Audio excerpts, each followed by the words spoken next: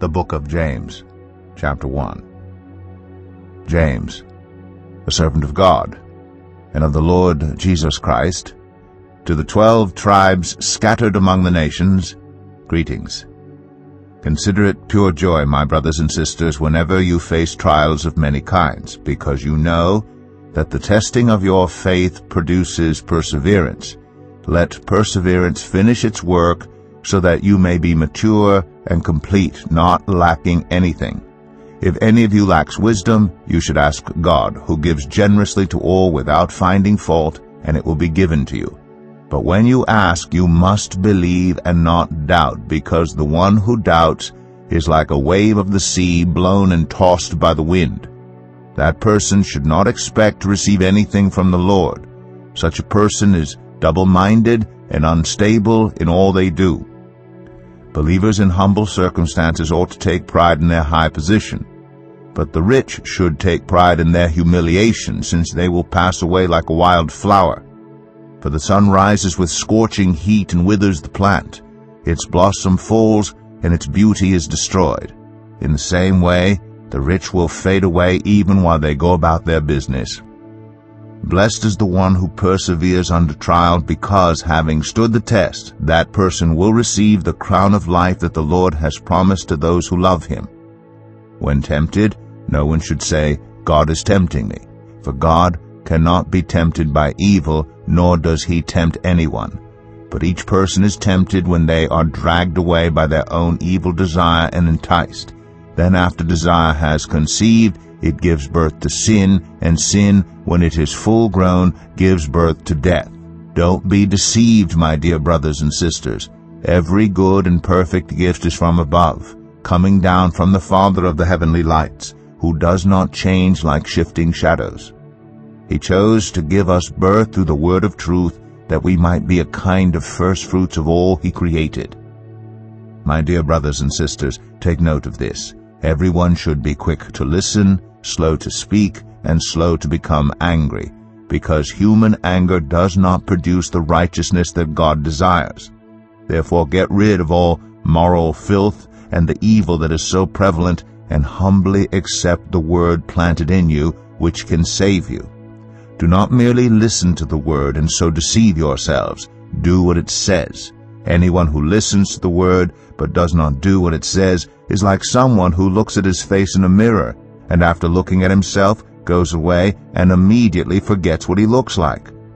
But whoever looks intently into the perfect law that gives freedom and continues in it, not forgetting what they have heard, but doing it, they will be blessed in what they do. Those who consider themselves religious and yet do not keep a tight rein on their tongues deceive themselves, and their religion is worthless. Religion that God our Father accepts as pure and faultless is this: to look after orphans and widows in their distress, and to keep oneself from being polluted by the world. James 2. My brothers and sisters, believers in our glorious Lord Jesus Christ must not show favoritism. Suppose a man comes into your meeting wearing a gold ring and fine clothes, and a poor man in filthy old clothes also comes in. If you show special attention to the man wearing fine clothes and say, "Here's a good seat for you," but say to the poor man, "You stand there, or sit on the floor by my feet," have you not discriminated among yourselves and become judges with evil thoughts? Listen, my dear brothers and sisters, has not God chosen those who are poor in the eyes of the world to be rich in faith, and to inherit the kingdom he promised those who love him? But you have dishonored the poor. Is it not the rich who are exploiting you? Are they not the ones who are dragging you into court? Are they not the ones who are blaspheming the noble name of him to whom you belong? If you really keep the royal law found in Scripture, love your neighbor as yourself, you are doing right. But if you show favoritism, you sin, and are convicted by the law as lawbreakers. For whoever keeps the whole law, and yet stumbles at just one point, is guilty of breaking all of it. For he who said, "You shall not commit adultery," also said, "You shall not murder." If you do not commit adultery, but you do commit murder, you have become a lawbreaker. speak and act as those who are going to be judged by the law that gives freedom, because judgment without mercy will be shown to anyone who has not been merciful. Mercy triumphs over judgment. What good is it, my brothers and sisters, if someone claims to have faith but has no deeds? Can such faith save them? Suppose a brother or sister is without clothes and daily food. If one of you says to them, "Go in peace, keep warm and well fed," but does nothing about their physical needs, what good is it? In the same way, faith by itself, if it is not accompanied by action, is dead. But someone will say, "You have faith, I have deeds. Show me your faith without deeds, and I will show you my faith by my deeds. You believe that there is one God? Good. Even the demons believe that and shudder. You foolish person, do you want evidence that faith without deeds is useless? Was not our father Abraham considered righteous for what he did when he offered his son Isaac on the altar? You see that his faith and his actions were working together, and his faith was made complete by what he did. And the scripture was fulfilled that says, Abraham believed God, and it was credited to him as righteousness, and he was called God's friend. You see that a person is considered righteous by what they do, and not by faith alone. In the same way, was not even Rahab the prostitute considered righteous for what she did when she gave lodging to the spies and sent them off in a different direction? As the body without the spirit is dead, so faith without deeds is dead. James 3. Not many of you should become teachers, my fellow believers, because you know that we who teach will be judged more strictly. We all stumble in many ways. Anyone who is never at fault in what they say is perfect, able to keep their whole body in check. When we put bits into the mouths of horses to make them obey us, we can turn the whole animal. Or take ships as an example. Although they are so large and are driven by strong winds, they are steered by a very small rudder wherever the pilot wants to go. Likewise, the tongue is a small part of the body, but it makes great boasts. Consider what a great forest is set on fire by a small spark. The tongue also is a fire, a world of evil among the parts of the body. It corrupts the whole body, sets the whole course of one's life on fire, and is itself set on fire by hell. All kinds of animals, birds, reptiles, and sea creatures are being tamed and have been tamed by mankind. But no human being can tame the tongue. It is a restless evil, full of deadly poison. With the tongue we praise our Lord and Father, and with it we curse human beings who have been made in God's likeness. Out of the same mouth come praise and cursing. My brothers and sisters, this should not be. Can both fresh water and salt water flow from the same spring? My brothers and sisters, can a fig tree bear olives, or a grapevine bear figs? Neither can a salt spring produce fresh water. Who is wise and understanding among you? Let them show it by their good life, by deeds done in the humility that comes from wisdom. But if you harbor bitter envy and selfish ambition in your hearts, do not boast about it or deny the truth. Such wisdom does not come down from heaven, but is earthly, unspiritual, demonic. For where you have envy and selfish ambition, there you find disorder and every evil practice. But the wisdom that comes from heaven is first of all pure, then peace-loving, considerate, submissive, full of mercy and good fruit, impartial and sincere. Peacemakers who sow in peace reap a harvest of righteousness. James 4. What causes fights and quarrels among you?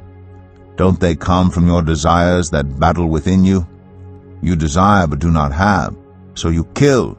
You covet, but you cannot get what you want, so you quarrel and fight. You do not have because you do not ask God. When you ask, you do not receive, because you ask with wrong motives, that you may spend what you get on your pleasures. You adulterous people, don't you know that friendship with the world means enmity against God? Therefore anyone who chooses to be a friend of the world becomes an enemy of God. Or do you think Scripture says without reason that He jealously longs for the Spirit He has caused to dwell in us? But He gives us more grace. That is why Scripture says, God opposes the proud, but shows favor to the humble. Submit yourselves then to God, resist the devil, and he will flee from you. Come near to God, and He will come near to you. Wash your hands, you sinners, and purify your hearts, you double-minded. Grieve, mourn, and wail. Change your laughter to mourning, and your joy to gloom. Humble yourselves before the Lord, and He will lift you up. Brothers and sisters, do not slander one another. Anyone who speaks against a brother or sister, or judges them, speaks against the law and judges it. When you judge the law, you are not keeping it, but sitting in judgment on it. There is only one lawgiver and judge, the one who is able to save and destroy. But you, who are you to judge your neighbor? Now listen, you who say, today or tomorrow we will go to this or that city, spend a year there, carry on business and make money. Why, you do not even know what will happen tomorrow. What is your life? You are a mist that appears for a little while and then vanishes. Instead, you ought to say, if it is the Lord's will, we will live and do this or that. As it is, you boast in your arrogant schemes. All such boasting is evil.